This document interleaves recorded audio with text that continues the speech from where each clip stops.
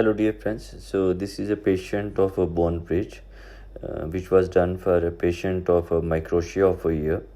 So, in this patient, there was a mixed hearing loss where bone conduction thresholds were less than 45 decibel.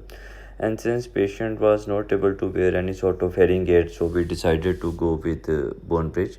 And later on, we decided and consult patient that second stage ear reconstruction will be done later on after bone bridge. So for a bone bridge, the one of the prerequisite in this patient and in every patient should be a meticulous planning. And in this patient, through autoplan planning, we came to know that adequate bone thickness was present in the retrosigmoid area.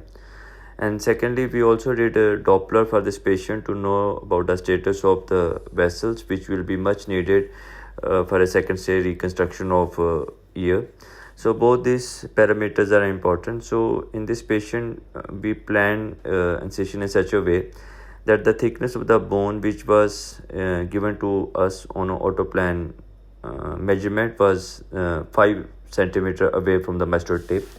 So that almost accounted for a retrosigmoid area. So in this patient, we knew that the bone in the retrosigmoid area was of adequate thickness that it can accommodate the bone bridge.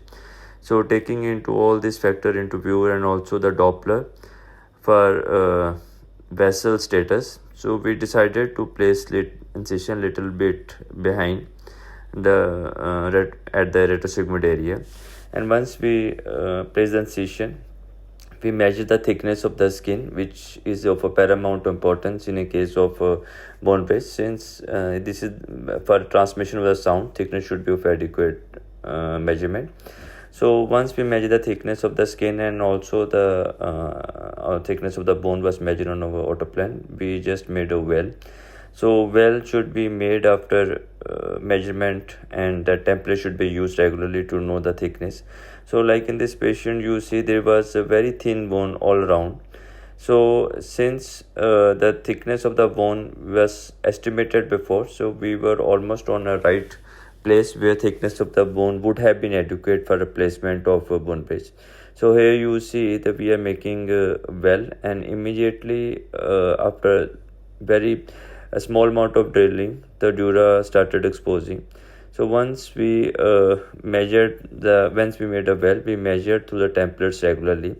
And once the template is just enough or well is just enough to accommodate the implant, we stop the drilling. So this patient, we have to go right up to dura to expose the adequate portion of the bone which would have accommodated the screws for bone bridge. So here we place the bone bridge in such a manner it should be snugly fitting under the periostral pocket, and then it should be screwed up with the screws are placed with the screws given with the self-tapping screw which are provided with the kit from the metal. So here we are placing the screws. So they are self-tapping screws. So we have to make sure that it should be all around the well and snugly fitting, because it acts by the principle of the sound energy is getting transmitted to the electrical energy, and from electrical energy the skull vibrates, and from the vibration the sound goes to the inner ear. So it's very important for this principle. So here you will see that it is a very nicely fitting, and this device, the screws are also very nicely fitting. So once we are sure that placement is good and thickness of the skin is also adequate, so we start to close. So closure is very important for particular these sort of patients where we are planning for second stage auricular reconstruction. So it should be a paramount importance of covering the bone bridge all around with the muscle flap. So muscle flap should be a robust one. So it should be completely and fully covered with no part of the implant should be left exposed, so that there should not be any exposure of the implant, and implant should not be peeping out of the muscle. So everywhere implant should be fully covered with the muscle, and thickness of the muscle is such that it should be completely covering the implant. And also you have to make sure that closure is not very tight. It should be a very gentle closure and not a very overstretched closure.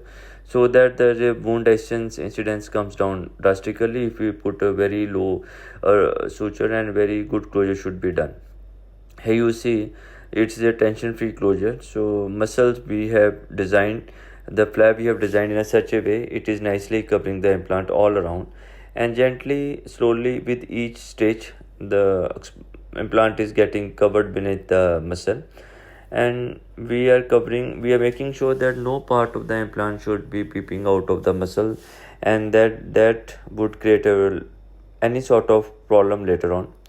So these patients are already have some sort of disorders, like this patient had some cardiac disorders also, which was treated. So we have to make sure that the incidence of infection should be less. They might have some low immunity also running around. So better to have a very good closure and a tension free closure, so that implant should be adequately placed, and the processor should also be adequately placed then. So here you see we almost achieved the area where we were actually planning, and the patient will have now second stage surgery after the healing is complete. Thank you so much.